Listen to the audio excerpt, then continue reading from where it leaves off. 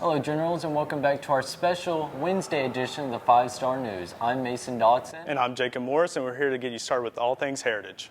And we'll get you started like we always do with some action. Yep, here's 5-Star News reporters Nathan McCoy and Pierce Monroe with Heritage Happenings. Thanks, Mason and Jake. Let's get you right into those announcements for January the 19th. We'll start you off today with 3 quick school announcements, and then we'll get you sent over to Pierce for your weather forecast. News about our band is battling lead off today. 6 HHS band members have been selected to participate at UTC this Thursday, Friday, and Saturday at the UTC Tri-State Honors Band. Grats are in order to Gray Alton, John Corsuso, Maddie Coffey, Angelina Koval, and Dixie Edmondson, and Andrew Phillips. Good luck, everyone. Moving on, now our spring sports are gearing up here at the school. And if you like soccer, our boys team will play their annual Red versus Blue game here at the Taj this Friday at 5 p.m. Come out and support your boys soccer team. And finally, feel like a road trip? Instead, this Friday, we'll jump in the car and head down US 27 to Cedartown High. And you'll see a rematch of last year's Region 4A basketball championship game. As our boys tangle with the Bulldogs at 8:30, the girls will take on the Lady Dogs, as well as beginning at 7 p.m. That's all your announcements for today. Now here's Pierce with your weather. Thank you, Nathan, for those great announcements. Now on to our 3-day weather forecast.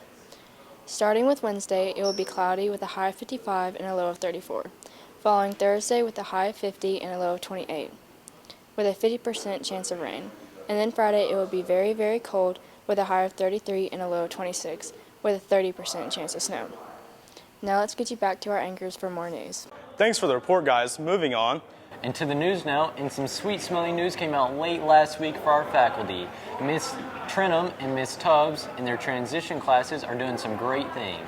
The transition students are cooking for our faculty. Last week they had vegetable soup and grilled cheese. This week it's a Mexican theme with tacos, beans, and rice on the menu. It's only $3. Here's 5-Star News reporters Claire Martin, Charlie Williams, and Brody Irvin with HHS Cafe. I'm Charles Williams with the HHS News, and I'm here with Miss Tubbs to ask a little bit about what she's doing for the staff and faculty today.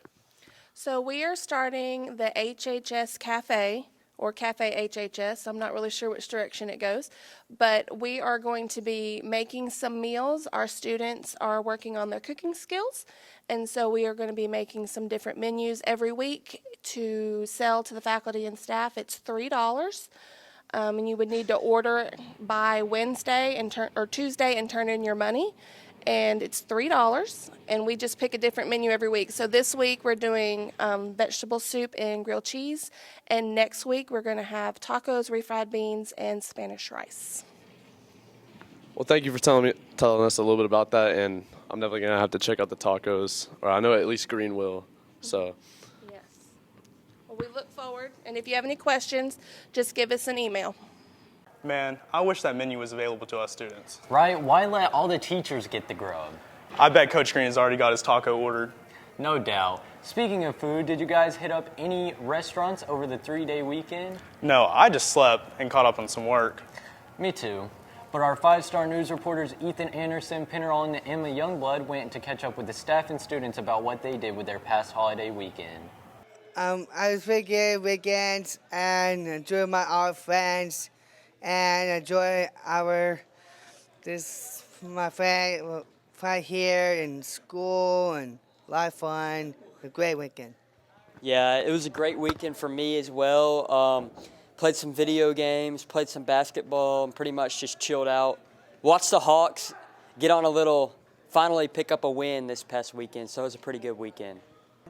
Me and Ty went thrifting for 5 hours, didn't find a single thing but one T-shirt. You know, it was pretty upsetting. And then we played video games for a while and just chilled at the house and celebrated our MLK Day. Yep. And that's about it. Hey guys, Dr. Scott. What I did over my 3-day weekend, did some chores around the house, got caught up on some laundry, all those fun things. On Monday, I actually went to Murfreesboro, Tennessee to visit my son at college. I drove over Mount Eagle Mountain, which was covered in snow. That was a very beautiful drive. Then when I got back in late afternoon, took my daughter Abby, and she and I went to Starbucks and had coffee and just kind of hung out and did some family time. So nothing real exciting, but just spend time with family. Time to squeeze in a quick commercial break now. But stay tuned. After the break, Alex and Anderson will join us for sports. The wrestling team is headed to the Elite Eight, and the basketball teams clutched 2 big wins last night against Ridgeland. Sports is next. You! Why are you here in ISS? I skipped win time. Why would you skip win time? Sleep. Well, would you look at this poor slob of a man? He skipped his win time. Do you know how important win time is? Well, don't you worry. I'm here to explain that to you. You see, win time is a special program that happens at the first half of lunch. Now, during this first half, you may either go to a class that you're behind in or missing work in to either catch up in that class or to make up your missing work. Now, you can't go to any win time during any lunch. You only go on specific days for specific subjects. For example, on Monday is social studies and English. On Tuesday is math. On Wednesday is science and English. On Thursday is social studies and math. And on Friday is science.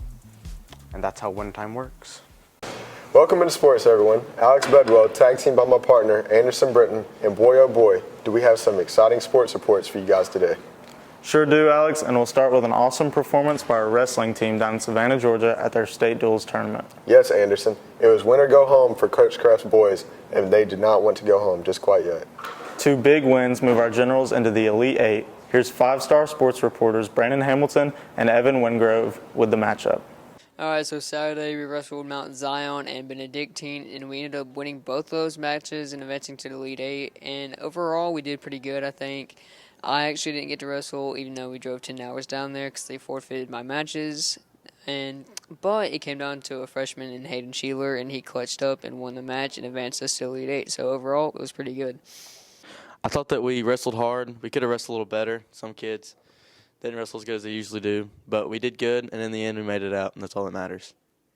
We started off in the first match against Mount Zion. We did very well against them, beat them by quite a few points. Everybody stepped up and did a good job. And then we advanced on to the Sweet 16 round to battle Benedictine, who was the host there in Savannah. And the match was very close, went back and forth, but our guys stepped it up and did really well, ended up coming out on top, won by 4 points, and now we're in the championship round, which is the Elite Eight, down in LaGrange, Georgia. So we're pretty excited about it. It's the first time since 2018 that we have made it to this level, and we've gotten a good seed down there, so we're going to see how far we can go. Great win, guys, and good luck in the Elite Eight. To basketball now, and our boys and girls teams are back in region play this week after having mixed reviews last week. That's right, Anderson. Our girls went 2-0 last week against Northwest Whitfield and Central Carrollton, while our guys team went 0-2. How did the teams fare last night against the Ridgeland Panthers? Let's find out. Here's Charlie Williams, Claire Martin, and Brody Irvin with the girls' recap. And that'll be followed by the boys' recap by myself and Anderson. So yeah, we defended home court last night in the region against Ridgeland, 66-25. Thought we started out fairly slow first quarter. They really came out ready to play, and we didn't match their intensity in the first quarter. But after some minor adjustments, mainly from an attitude point of view, we got back on track for the last 3 quarters and kind of pushed the pedal down and got them out of the gym. So proud of the girls. One reason I've been so effective here lately is because we've played with a lot more maturity, and I think in tough situations we haven't crumbled. We've shown a lot of growth. We started playing better together and getting our post some looks, and then everybody's shots started falling. and I'm pretty sure everybody on the team scored, which is a plus for the babies that haven't got to play as much. We've actually bought into the whole holding each other accountable and collective responsibility approach to the games, and I think our practices have been really good, which has led to this 9-game winning streak we're on. So, I think that's you want to be playing your best basketball at the end of the year and towards the region tournament. And so far, at this point, we are, and I like our mentality and our approach to practice and our games. And I think leading into this Friday, another tough road game at Cedartown with a pretty physical basketball team.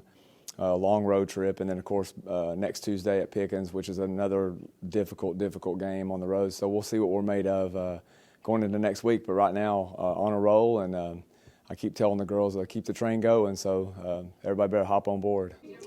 So Tuesday we hosted Ridgeland.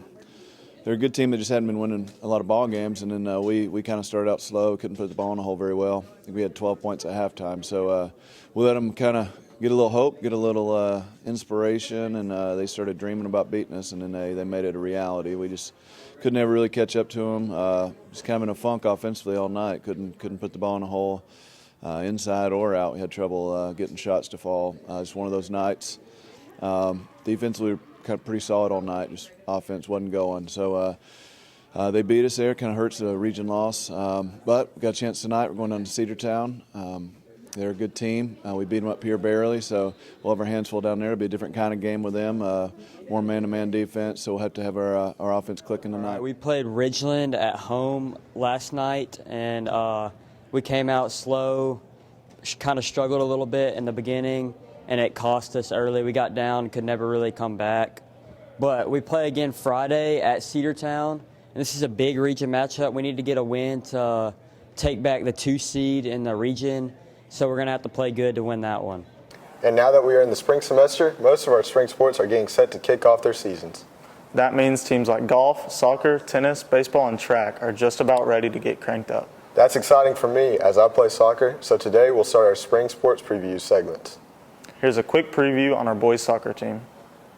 So this new soccer season, we're coming off a pretty successful season last year, so my expectations are pretty high for these guys.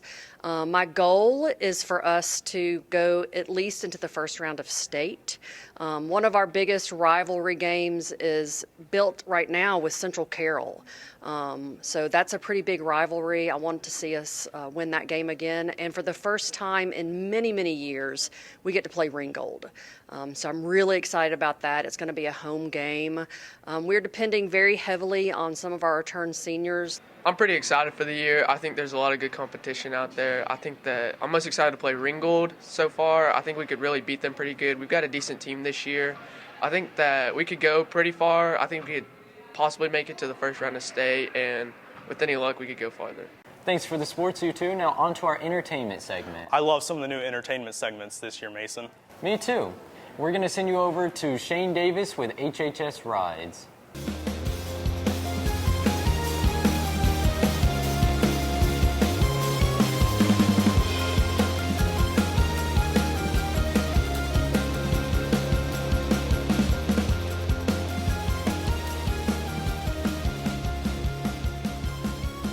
Hey guys, Dr. Scott here. Just to talk about my ride. This is a 2020 Jeep Wrangler Unlimited. It's a 4-cylinder, believe it or not. They do make those now, so it gets a little better gas mileage. It's got a 3-piece hardtop. I can take it off in pieces or the whole thing.